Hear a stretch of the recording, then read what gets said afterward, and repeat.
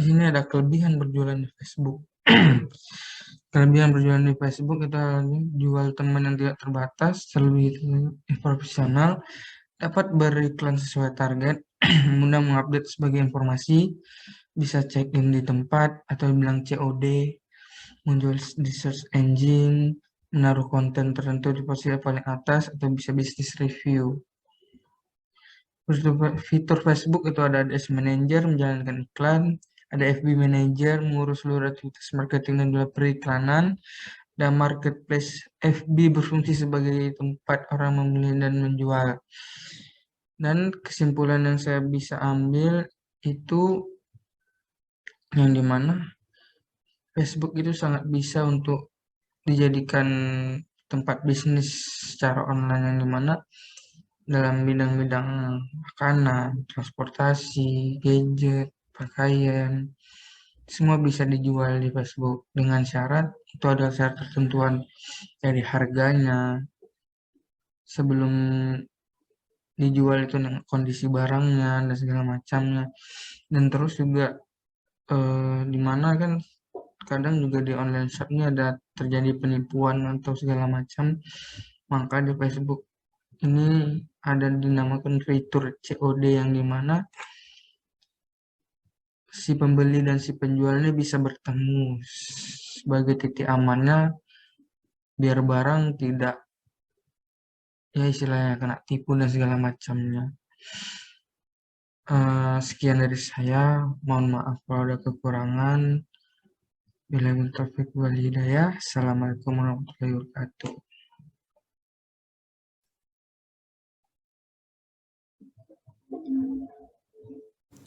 Assalamualaikum warahmatullahi wabarakatuh. Perkenalkan, nama saya Minda Nuraminda dengan NIM 15012102660.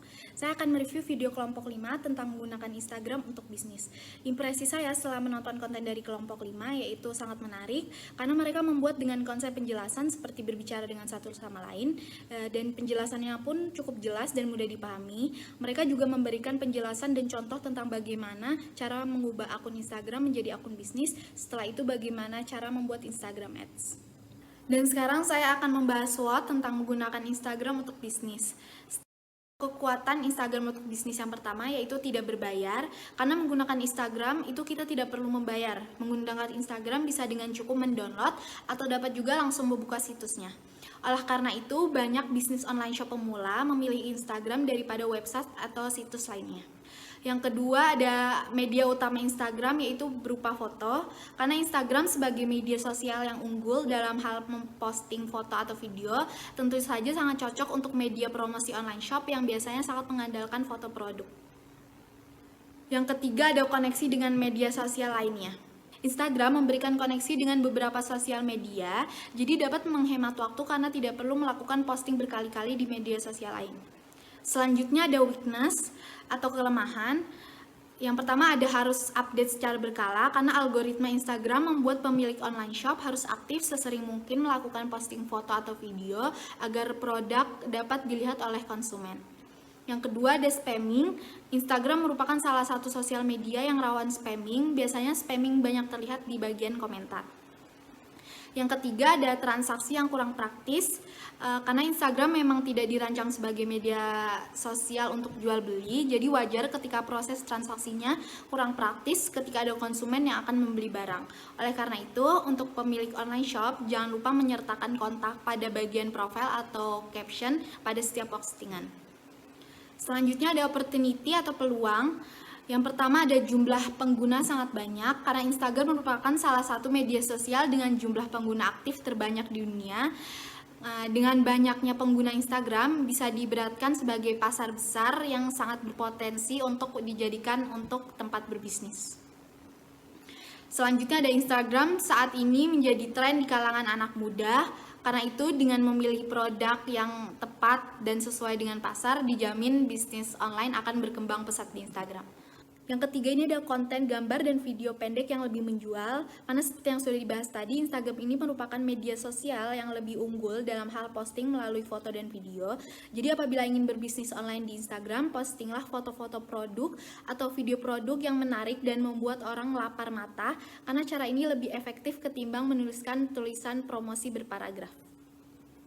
Yang terakhir adalah ancaman menggunakan Instagram untuk bisnis. Yang pertama yaitu semakin banyaknya pesaing di bidang yang sama, adanya produk secara lainnya yang dijual di toko secara offline, ada persaingan harga dengan online shop lain yang harganya lebih rendah.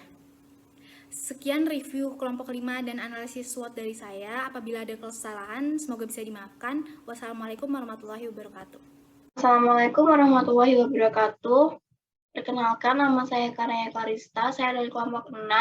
Pada kesempatan kali ini saya akan mereview video milik kelompok 7, yaitu tentang pemanfaatan media sosial Twitter sebagai media promosi bisnis.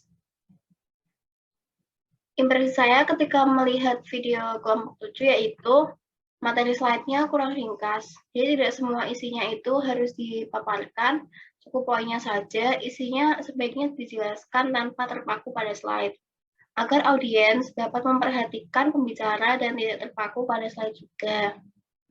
Lalu tentang tempo dan intonasi pembacaan materi kurang jelas dan kadang terlalu tergesa-gesa. Dikhawatirkan audiens kurang bisa memahami apa yang disampaikan. Lalu karena materi kurang jelas dan kadang terlalu tergesa-gesa itu,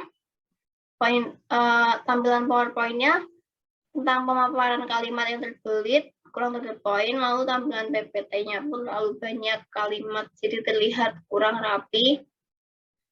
Tentang materi mengenai bagaimana cara menggunakan Twitter sebagai media promosi, sudah cukup jelas. Namun alangkah lebih baiknya jika ditambahkan contoh seperti apa sih bentuk jika kita promosi melalui Twitter, atau bagaimana sih cara menerapkan dan tutorial menggunakan Twitter sebagai media promosi bisnis.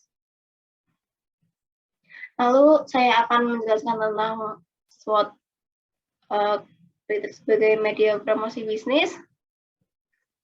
Yang pertama yaitu tentang strength, yaitu meningkatkan brand awareness serta menambah followers. Biasanya, para pemilik akun Twitter tak segan melakukan follow pada akun suatu bisnis yang mereka anggap menarik. Walaupun mereka belum pernah membeli produk di sana sebelumnya, selain itu, tweet yang mereka sukai dan akan disebarkan kepada followers mereka secara sukarela melalui retweet, like maupun quote retweet. Dengan cara ini, tentu saja produk akan berpeluang untuk diketahui dan dikenal oleh lebih banyak orang. Apalagi jika kita menggunakan Twitter Ads yang bisa menempatkan iklan, produk, atau bisnis di beranda pengguna, beranda pencarian, maupun hashtag yang sedang trending di Twitter. Yang kedua yaitu membangun reputasi yang baik pada produk. Twitter efektif untuk membangun reputasi yang baik pada produk, karena di masa sekarang ada banyak konsumen yang dengan senang hati berbagi pengalaman mereka dalam menggunakan suatu produk ke Twitter. Baik hanya berbagi dalam satu tweet atau dalam bentuk thread yang dilengkapi dengan foto produk sekaligus. Yang ketiga yaitu menjalin hubungan lebih dekat dengan konsumen. Tidak sedikit dari pengguna Twitter yang sengaja mengikuti suatu akun produk dengan tujuan agar mereka bisa lebih mudah mendapatkan pelayanan dari bisnis tersebut, mendapatkan informasi terbaru, atau hanya sekedar berinteraksi dengan saling mengomentari. Yang kedua adalah weakness, atau kekurangannya, yaitu adalah hashtag terbatas, foto terbatas, butuh followers banyak agar dikenal. Lalu yang ketiga adalah opportunity jika melakukan Twitter sebagai media promosi bisnis, yaitu adalah lebih cepat memfollow up bisnis yang kita kembangkan, lalu itu juga bisa meningkatkan grafik penjualan. Yang ketiga adalah threat atau ancaman. Kekecewaan konsumen jika produk tidak sesuai dengan apa yang diharapkan oleh konsumen. Sekian presentasi dari saya. Apabila ada kekurangan mohon dimaafkan. Wassalamualaikum warahmatullahi wabarakatuh. Assalamualaikum warahmatullahi wabarakatuh. Perkenalkan, nama saya Syakila Nabihah dengan NIM 15012100236 dari kelompok 6. Di sini saya akan mereview tugas video kelompok 8. Kelompok 8 membawakan materi yang berjudul Berbisnis Digital. Impression saya setelah menonton video tugas kelompok 8 adalah penjelasan cukup lengkap dan jelas. Mulai dari mengenal apa itu bisnis digital, bagaimana cara berbisnis digital, hingga kelebihan dan kekurangannya. Namun, menurut saya masih ada materi yang perlu ditambahkan lagi, seperti hal-hal apa saja yang harus dihindari saat berbisnis digital, dan dampak apa yang akan didapat dalam berbisnis digital. Hal ini agar penonton dapat memahami bisnis digital secara keseluruhannya. Nah, kemudian saya akan menjelaskan SWOT pada materi berbisnis digital. Strengths, weakness, opportunities, dan threats. Yang pertama ada strengths atau kelebihan. Yang satu, proses monitoring mudah. Dalam bisnis online, segala aktivitasnya tersentralisasi pada perangkat elektronik atau gadget, sehingga tidak perlu repot untuk melakukan pengawasan. Yang kedua, fleksibel. Dalam bisnis online, waktu akan lebih fleksibel. Misalnya, dapat memproses orderan konsumen ketika tidak sibuk atau bisa juga ketika sedang di luar. Jam kerja bisa disesuaikan dengan kebutuhan. Dengan menyesuaikan waktu, pebisnis bisa merespon pelanggan dengan cepat. Hal ini akan memberikan pelanggan experience yang lebih baik. Yang ketiga, produktivitas yang lebih tinggi. Banyak platform digital yang meminimalkan gangguan produktivitas sehari-hari, membebaskan pelaku bisnis untuk bisa lebih fokus pada bisnisnya, dan memaksimalkan transformasi digital. Yang keempat, menghemat budget. Jika pebisnis bisa memanfaatkan media digital dengan baik, maka ia bisa menghemat budget modal usaha. Dalam bisnis online, hanya perlu memasarkan produk atau jasa melalui sosial media maupun platform online shop. Jadi tidak perlu mengeluarkan biaya sewa tempat. Yang kelima, jangkauan global. Bisnis online bisa membawa usaha para pebisnis ke audiens yang lebih luas. Siapa saja memiliki koneksi internet bisa melihat produk atau jasa secara online, sehingga pebisnis bisa mendapatkan pelanggan lebih banyak. Ya, kemudian pembahasan kedua ada weakness atau kekurangan. Yang satu, perlu pengetahuan dan skill khusus. Tidak mudah untuk menjalankan bisnis online karena diperlukan pengetahuan dan skill. Sayangnya, pengetahuan dan skill tersebut tidak dapat dipelajari dengan instan, melainkan harus melalui proses yang berkesinambungan. Yang kedua, rentan terhadap penipuan. Hal ini dikarenakan maraknya hacker atau oknum-oknum yang tidak bertanggung jawab. Ditambah lagi belum kuatnya hukum di Indonesia yang memudahkan mereka untuk menipu si pelaku bisnis ataupun pelanggannya. Yang ketiga, persaingan yang ketat. Bisnis online semakin marak dilakukan atau digeluti para pebisnis. Oleh karena itu, ketika memutuskan untuk membuka bisnis online, pebisnis akan menemukan persaingan yang ketat. Cara mengatasinya, buatlah branding toko yang menarik. Yang keempat, sangat bergantung pada internet. Ketika menjalankan bisnis online, tentunya hal itu bisa dilakukan jika terhubung ke jaringan internet. Namun, jika tidak ada sambungan internet, pebisnis akan sulit untuk mengelola bisnisnya. Yang ketiga ada opportunities atau peluang. Yang pertama, dropshipping. Dropshipping merupakan bentuk bisnis yang dilakukan dengan menjual produk orang lain. Pada saat seseorang melakukan pembelian terhadap suatu produk, uang yang dibayarkan akan diterima oleh dropshipper, kemudian diteruskan ke supplier. Jadi, keuntungan yang didapat berasal dari biaya beli yang diberikan pelanggan